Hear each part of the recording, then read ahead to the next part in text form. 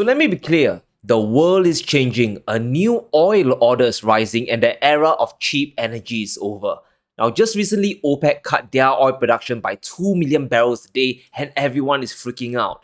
Yes, prices at the pump will go high, energy inflation is going to stay high, but what a lot of people aren't focusing on is how the world order is changing.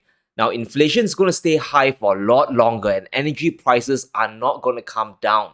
Remember back in 2020 when crude oil crashed all the way down to a bargain basement price of $20? Well, we are not going to see that for a very long time, guys, if ever.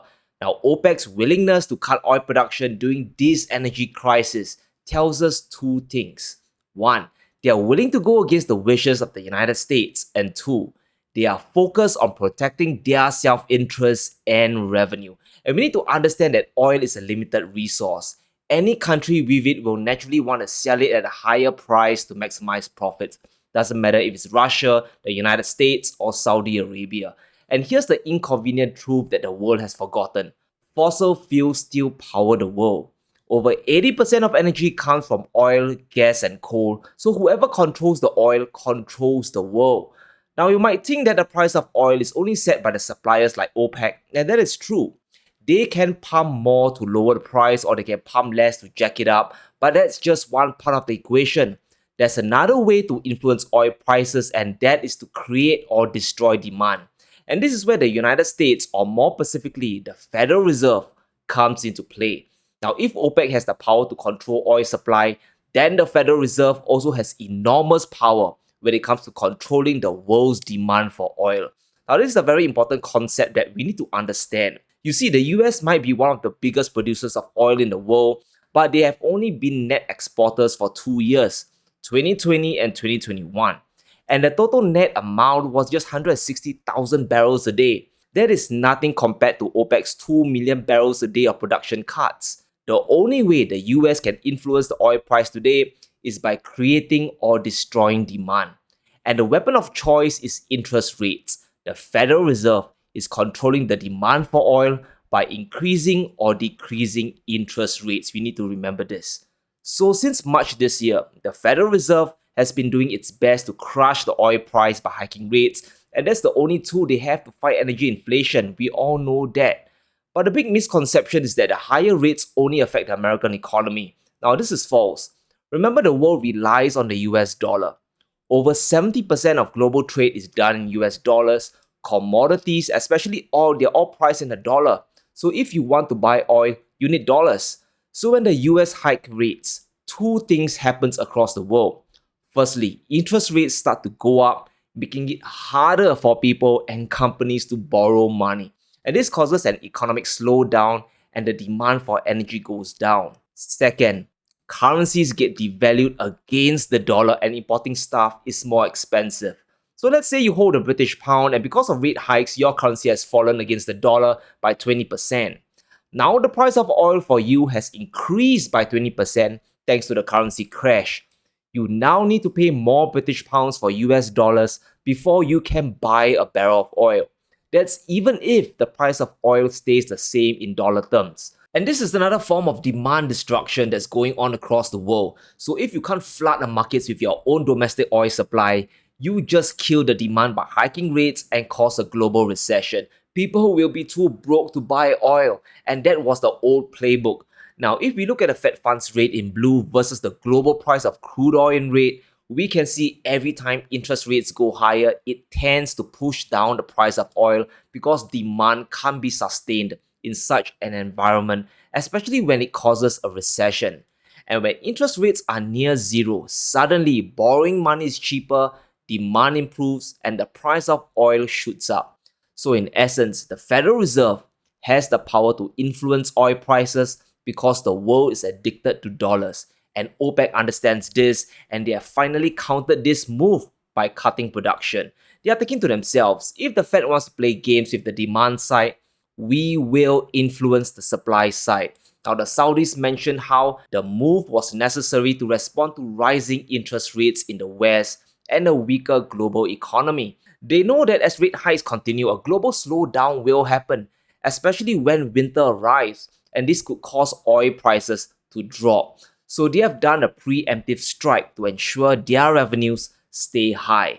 And this is a battle between the Federal Reserve, which controls the supply of US dollars, and OPEC, which controls the supply of oil in the world. So now the old world of energy is disappearing, and we need to understand how important that arrangement was for the developed world. Let's take Germany for example. It has been a developed country for a long time. And if we take a look at its GDP, except for '08 and 2020, growth has been largely positive with a few years hitting near 4%. And this is phenomenal growth, higher than the UN's benchmark of 2%. And how is this possible? This is because Germany was enjoying cheap energy. The entire Eurozone was buying cheap gas from Russia. And according to Zoltan Poza from Credit Suisse, around 2 trillion of German value depended on $20 billion of Russian gas. And if we go back in time, we can see that gas to Europe was dirt cheap for well over a decade. Gas prices were under 20 euros per megawatt hour for many years. Cheap energy allowed Europe to grow.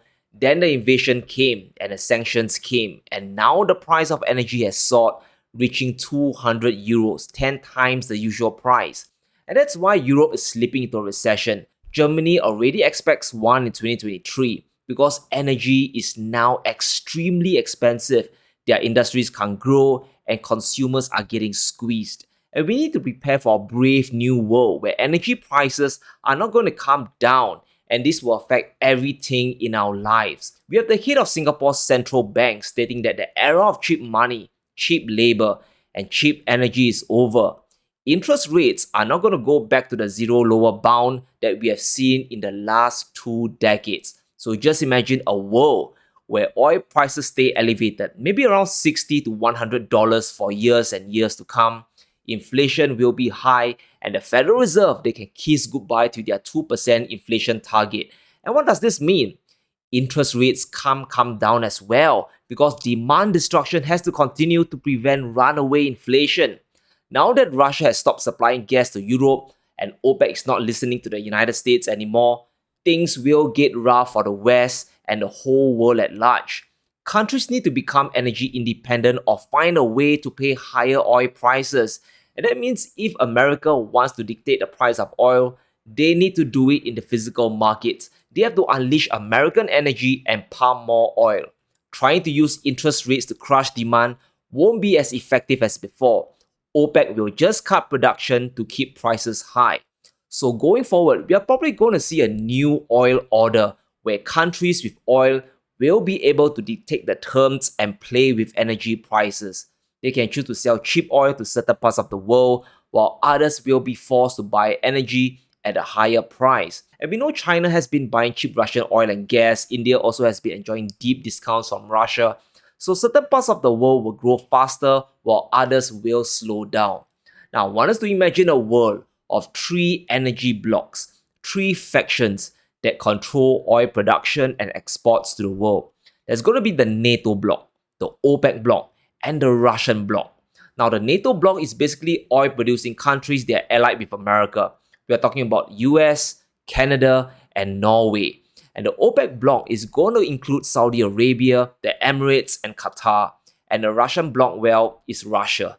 Now, I know this is highly simplified, but bear with this example.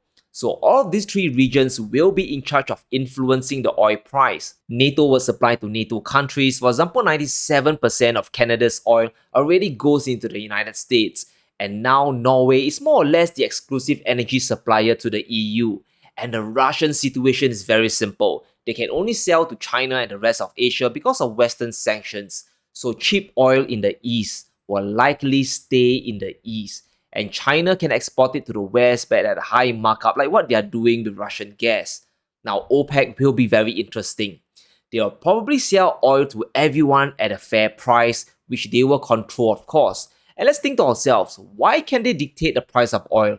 Well, it's because they produce 40% of the world's crude and they export 60% of oil products to the world. Now, OPEC has changed the game. They are now using the physical commodity itself, oil, to fight against interest rates and demand destruction. Because even if the Federal Reserve hikes rates all the way to 10%, but OPEC cuts production down, the end result is still the same. The supply side controls the real economics of oil. And that's why we need to prepare for the globalized world. The era of cheap goods and low inflation has passed. All the stuff that we could buy for cheap prices is gone, and higher energy prices means everything is going to go up. Food prices will stay high, and commodity prices in general will stay elevated. And it's all because the world simply doesn't trust each other anymore. In fact, we are beginning to see friendshoring happening. The US is looking to move towards friendshoring, which means shifting their manufacturing and sourcing from the cheapest countries to only friendly allies. And according to Janet Yellen of the US Treasury, she said, "We favor the friendshoring of supply chains to trusted countries so we can continue to securely extend market access and will lower the risks to our economy as well as to our trusted trade partners." And this means relying less on countries like China and Russia, and this means moving away from the reliance on Taiwanese made computer chips because they are geographically close to China and they are shifting towards South Korea. And on paper, this sounds great, right? Security will go up, but so will prices. We'll see higher prices across the board. For example, America is imposing more technology restrictions on China to prevent its semiconductor industry from growing. They are trying to sanction Chinese technology, in other words. But China's already fighting back by developing its own chip making startups to become more self sufficient, especially when it comes to technology. So while Chinese tech might get more expensive for many years to come, eventually they will crack the code. They will catch up and make chips in-house and they'll start competing. Then America's costs will start to go up again. And there's always a boomerang effect for every action. And the same thing is going to extend to oil and gas, and we have to be prepared for a future where oil prices are not going to come down by much. So here's the deal, guys. A lot of us, we are still living in the past where we expect ultra low interest rates to come back and inflation to drop below 2%. Well, it's not going to happen, guys. It's very unlikely. Geopolitics is getting worse. Oil producers are now looking out for themselves, and the Federal Reserve is only going to keep raising interest rates. They have no other tool. And that's why leverage is going to be very dangerous today. Now, if you have been borrowing money to make more money, you're in for a rude awakening. There are going to be a lot more supply shocks and the economy is not going to grow as fast as before. Your old strategy of borrowing cash at 2 or 3% and then throwing it into the S&P for 10% a year is probably not going to work like before.